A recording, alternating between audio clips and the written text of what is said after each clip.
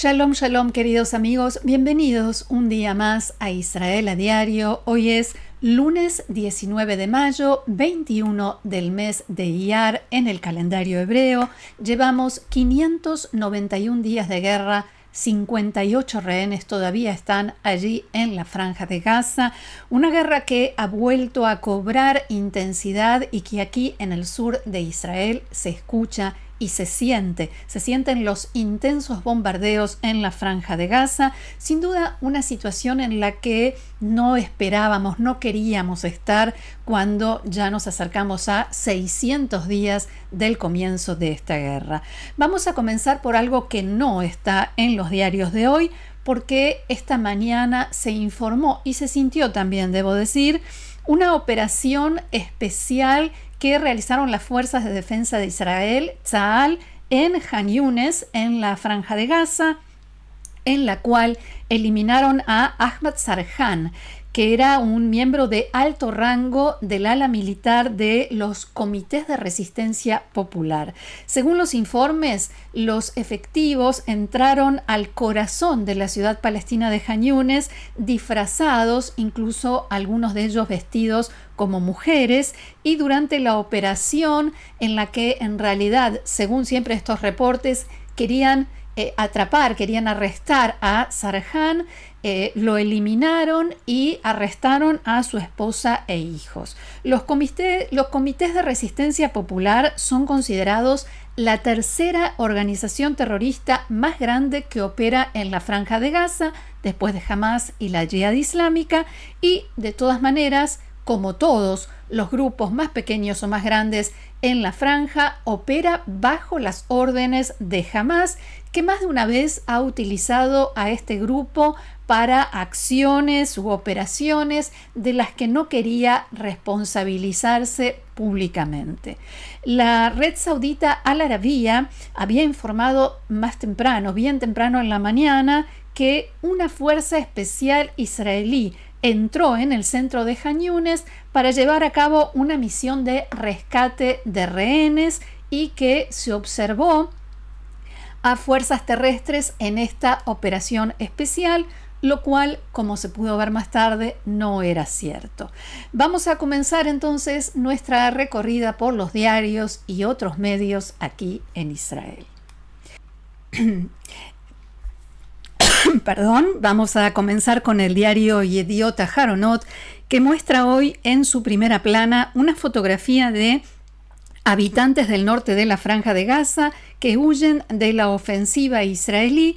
El titular dice: la ayuda regresa a la franja, y la bajada explica: la presión estadounidense hizo efecto. Netanyahu anunció en la reunión de gabinete el ingreso de ayuda humanitaria a Gaza y no permitió que se realizara una votación sobre el tema.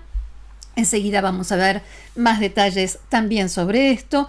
Y a continuación el diario señala: entre guerra y acuerdo, las Fuerzas de Defensa de Israel anunciaron ayer formalmente la reanudación de la operación militar por tierra en Gaza. Fuentes diplomáticas estimaron que el anuncio tenía por objeto presionar a Hamas en las negociaciones para que haga más concesiones. La oficina de Netanyahu admitió: en las negociaciones en Qatar también está sobre la mesa, o sea, entre las posibilidades de lo que se negocia, el fin de la guerra. Y todos los medios destacaron ayer que esta fue la primera vez que Netanyahu, aunque no en forma directa, mencionó siquiera la posibilidad del fin de la guerra. Vamos a desglosar, como solemos hacer, todos estos puntos que menciona Yediot en su tapa y a adentrarnos en los detalles. Primero, entonces, la cuestión de la ayuda humanitaria. El primer ministro Netanyahu ordenó anoche la reanudación inmediata del flujo de ayuda humanitaria básica a la Franja de Gaza. Allí lo vemos tal como lo informaba hoy el sitio de noticias Walla. Hubo reunión de gabinete, el tema se debatió, algunos ministros expresaron su oposición a la medida, pero finalmente el primer ministro no realizó una votación sobre el tema para que todo el gabinete tomara la decisión de si aprobaban o no esta idea de que vuelva a entrar ayuda humanitaria a la Franja de Gaza y cómo. Los medios israelíes informan que el ministro de Seguridad Pública, Itamar Ben-Gvir, exigió que esta medida se sometiera a votación, pero esta petición le fue denegada. Los informes dicen que la mayoría de los ministros en realidad se oponían a la reanudación de la ayuda, por tanto no hubo votación y el primer ministro directamente hizo el anuncio en un comunicado en el cual su oficina explicaba que el flujo de ayuda se restablece, abro comillas, por recomendación de las Fuerzas de Defensa de Israel y debido a la necesidad operativa de permitir la expansión de los intensos combates para derrotar a Hamás. El comunicado señala también que Israel permitirá el ingreso de una cantidad básica de alimentos para la población a fin de evitar una crisis de hambruna en la Franja de Gaza, ya que dicha crisis pondría en peligro la continuación de la operación para derrotar a Hamás. Fin de la cita. Israel, continúa el comunicado, actuará para negar a Hamás la posibilidad de tomar el control de la distribución de la ayuda humanitaria a fin de garantizar que ésta no llegue a los terroristas, así concluye el texto. Esta decisión, y allí estamos viendo los movimientos de tropas en las últimas horas en la Franja de Gaza, esta decisión, decía, no conforma a casi nadie.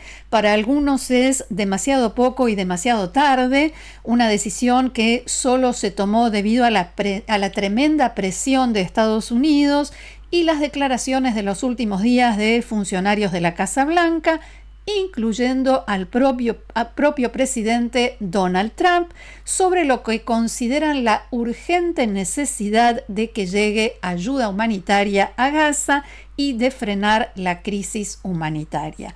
El ala derecha y de extrema derecha del gobierno critica duramente a Netanyahu, especialmente porque se opone a las reiteradas, esta decisión no coincide con las reiteradas promesas de estos funcionarios que hicieron en los últimos meses, que decían que no se iba a reanudar la ayuda a la Franja de Gaza hasta que se estableciera un nuevo mecanismo que impida que Hamás se quede con esta ayuda, que la robe, que se apropie de la ayuda humanitaria y que después, como hizo hasta ahora, venda a unos precios totalmente desproporcionados esos productos a la población civil de la Franja de Gaza.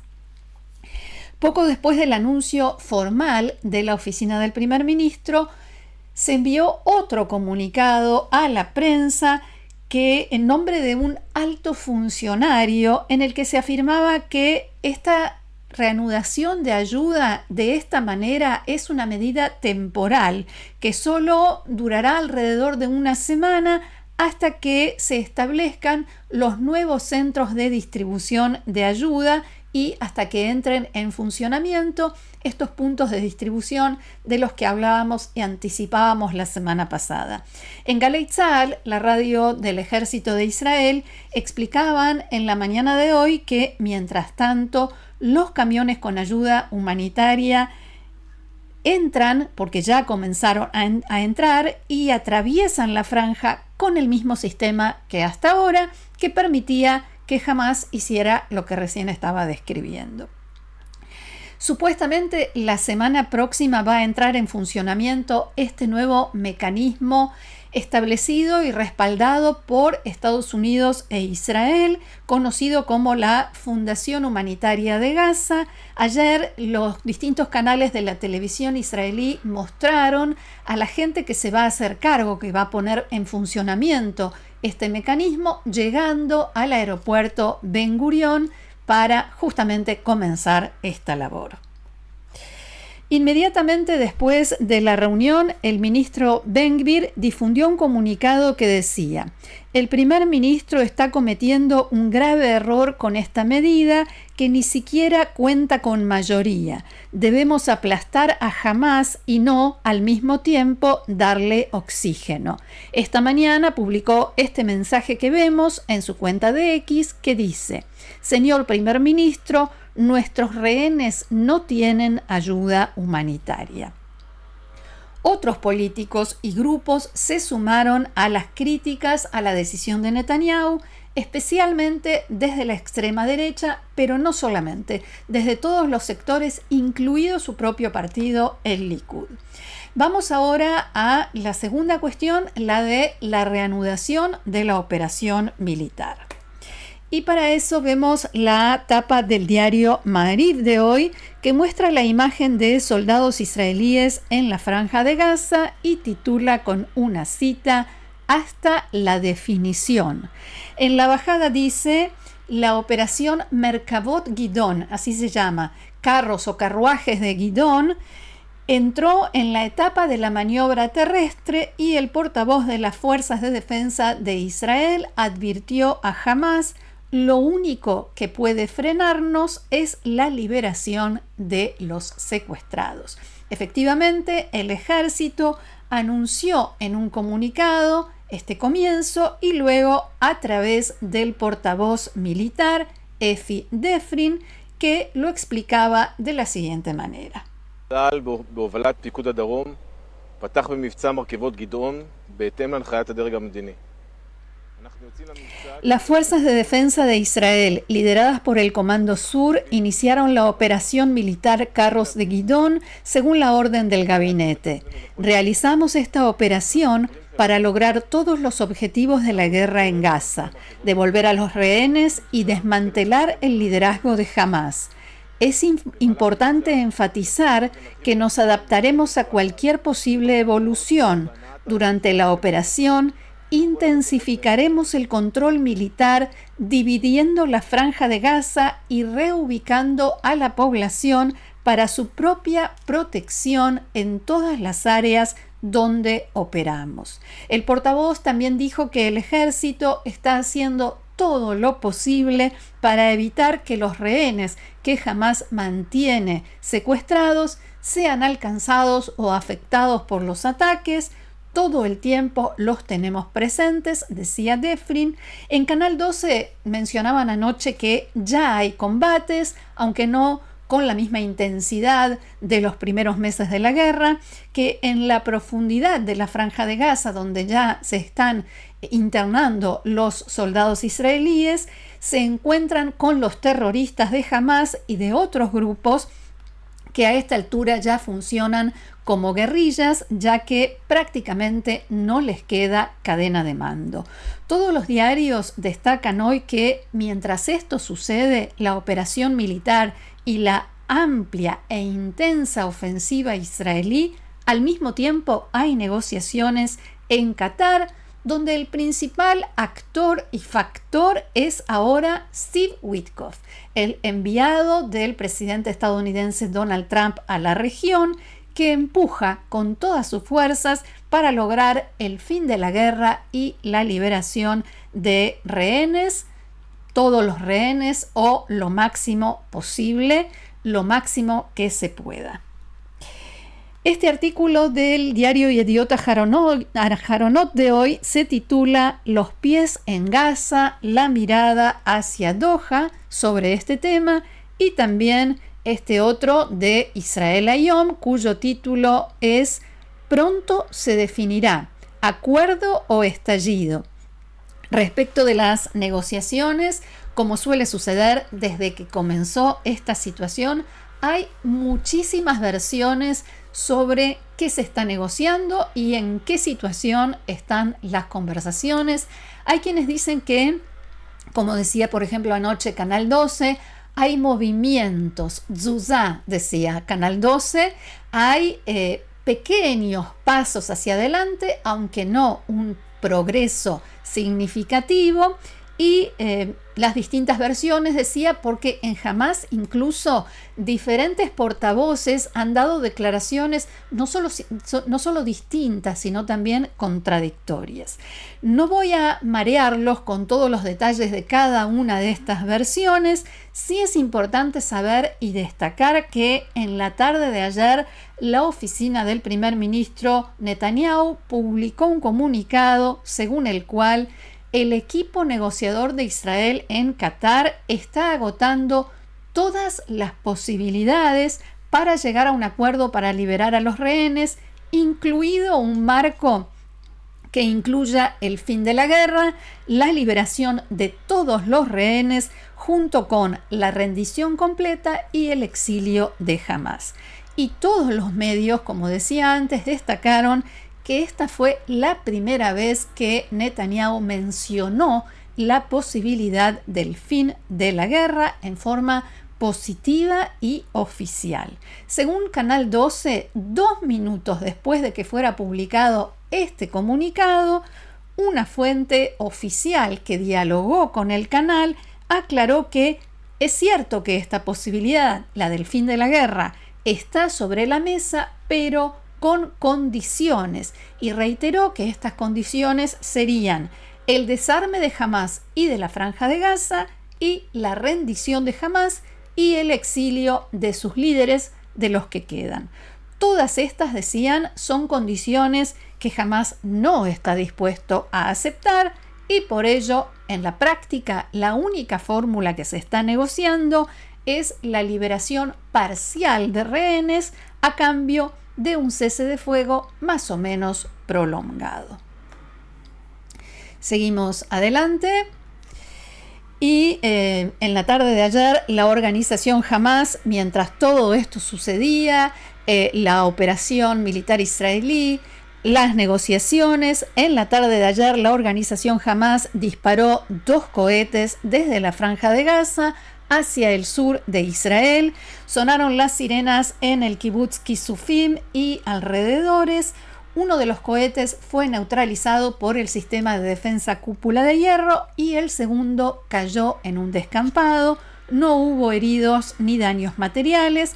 Fuentes militares estimaron que a medida que continúe la operación militar israelí y se intensifique y se vaya profundizando, habrá más disparos de cohetes, principalmente hacia el sur del país, o sea, a la zona aledaña a la Franja de Gaza, pero los grupos terroristas, si alguien se preguntaba, como nos preguntamos todos, ¿cómo puede ser que todavía sigan disparando cohetes? Decía esta estimación que los grupos terroristas en la Franja de Gaza todavía conservan la capacidad para disparar proyectiles no solo hacia el sur, no solo hacia la zona cercana a la frontera, sino también hacia otros lugares de Israel. Y los hutíes también desde el Yemen siguen disparando misiles balísticos hacia Israel a todas horas del día y de la noche. En la noche, la madrugada del domingo a lunes a las 2 de la madrugada, otra vez volvieron a disparar, como vienen haciendo casi sin pausa desde que las fuerzas de defensa de Israel reanudaron los combates de alta intensidad. Anoche, los hutíes publicaron una amenaza directa contra Israel. Allí la vemos. Nasser Adin Amer, uno de los portavoces de los hutíes en Yemen, publicó anoche esto que estamos viendo, un comunicado en el que anuncia que en las próximas semanas sus fuerzas llevarán a cabo operaciones militares, dicho esto entre comillas, contra el aeropuerto Ben Gurión y otros en Israel. Según este portavoz, abro comillas, el liderazgo de los hutíes decidió establecer un bloqueo de los aeropuertos israelíes que se suma al bloqueo que ya existe sobre el puerto de Eilat hasta que finalice la agresión y el bloqueo de la Franja de Gaza.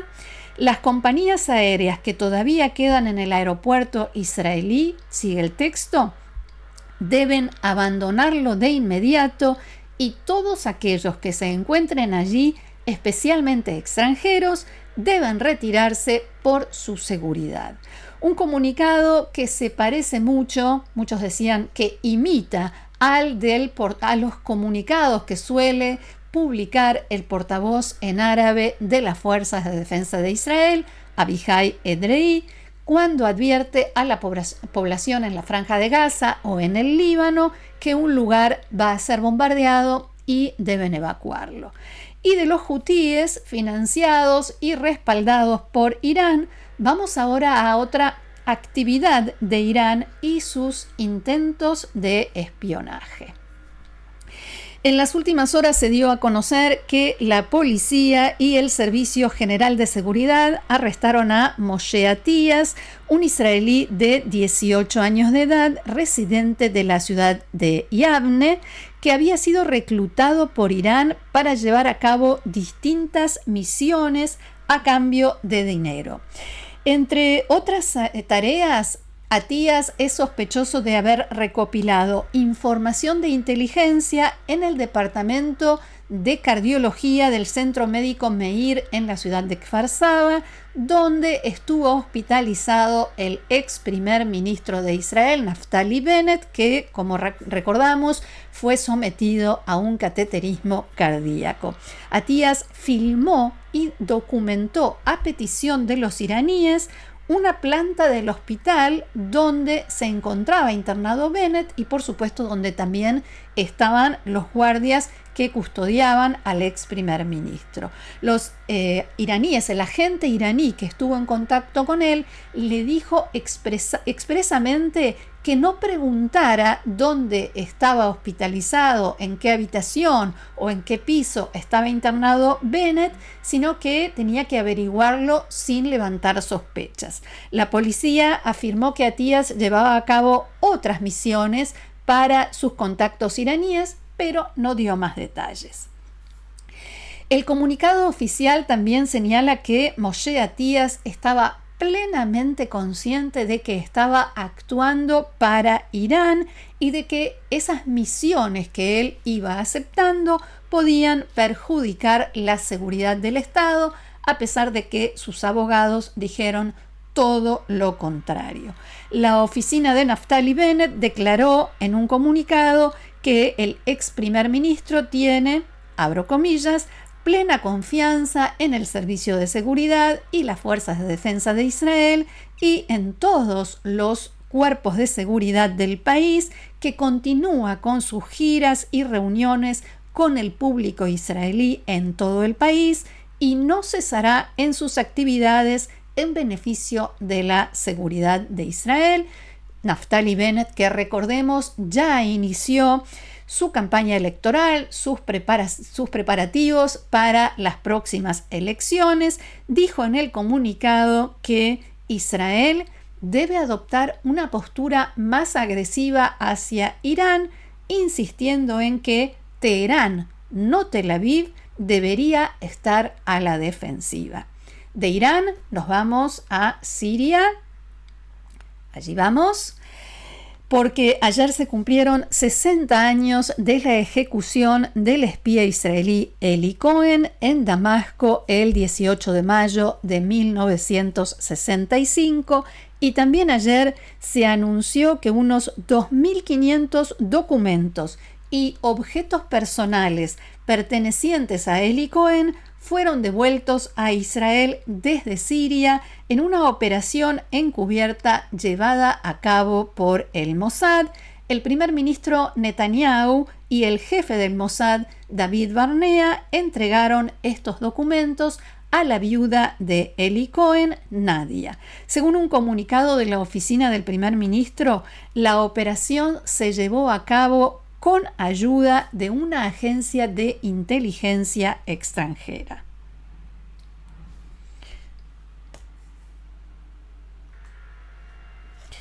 Entre los materiales recuperados estaban las cartas manuscritas de Cohen a su familia, pruebas de comunicaciones entre el espía israelí y altos funcionarios sirios, fotos tomadas durante sus años de incógnito en Siria y pasaportes falsos. La colección también incluye pertenencias personales de Cohen, por ejemplo, las llaves de su apartamento en Damasco, que fueron en su momento confiscadas por la inteligencia siria después de su arresto.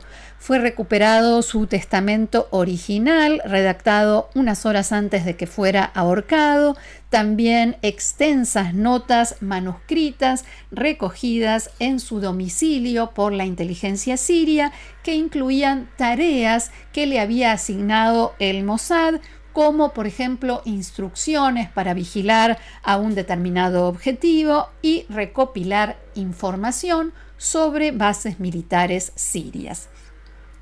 Barnea calificó esta recuperación como un paso más en el avance de la investigación para localizar el lugar de sepultura de nuestro hombre en Damasco, como se conoció a Eli Cohen. Abro comillas, seguiremos trabajando para localizar y repatriar a todos los desaparecidos, caídos y secuestrados, dijo el jefe del Mossad. Y recordemos que Eli Cohen se unió al Mossad a principios de la década de 1960 y se infiltró en las más altas esferas del liderazgo político sirio. La información que obtuvo fue valiosísima y fue clave.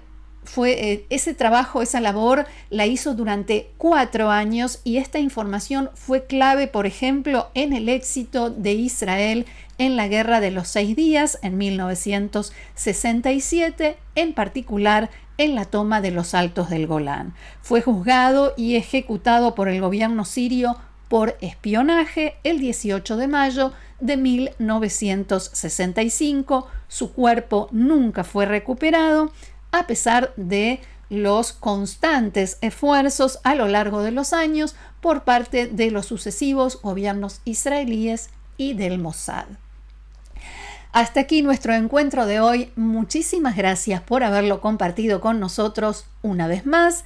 Los invito, como cada día, a seguirnos en el canal, a compartirlo, a suscribirse y también a hacer parte, a formar parte del grupo de amigos de Israel a diario, haciendo clic en el link que está aquí debajo de este video, donde dice unirse. Gracias nuevamente, los espero mañana aquí en Israel a diario. Que tengamos buenas noticias. Shalom.